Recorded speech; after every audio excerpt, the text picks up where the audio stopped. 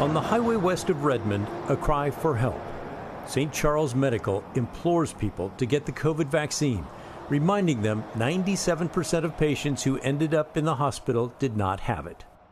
Some who ignore the plea end up here, at the main hospital in Bend, which handles trauma cases for 3 counties in Central Oregon. You doing okay? And now is filling up with some very sick COVID patients. Most of our COVID patients are in the back. In the ICU, lives hang in the balance. Do you need more help? She's calling family. This patient is trying to die right now. We're trying to get a hold of family to let them know that transitions are happening. That's Monica Schultz, the ICU manager.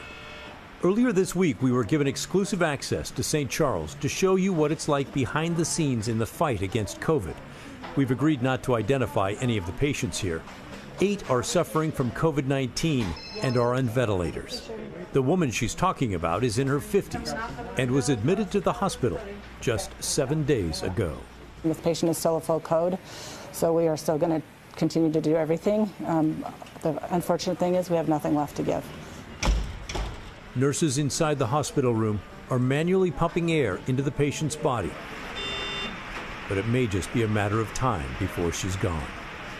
ER Dr. Jillian Salton has seen an endless stream of COVID patients and is like many on the front lines, burned out. Yes, very much so. Yeah, it's hard. She's haunted by the fact that there are people in the community not getting the care they need because of COVID patients. What keeps me up at night are the patients who aren't getting their surgery for their colon cancer because we're full of COVID patients.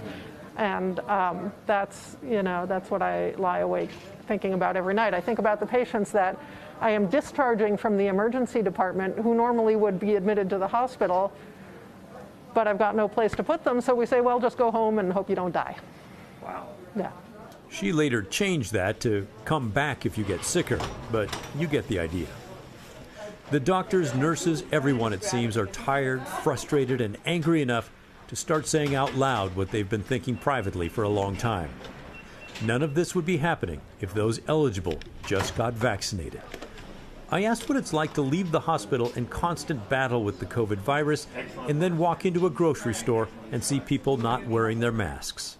It's hard. I walk around grocery stores looking at people and wondering what they look like when they're going to get in the ICU. It's pretty difficult to deal with. What's the nitric at? Back at the ICU, the body language of the nurses trying to save the woman in her 50s suggests resignation. They are out of options. We have 3 patients that are doing very poorly this afternoon, and I expect that probably not any of them will make it through the night. Both the woman in her 50s and a second COVID patient here, neither one vaccinated, died by 7 p.m. Another hard day in the ICU. For the news, I'm Pat Doris. Shepard Smith here. Thanks for watching CNBC on YouTube.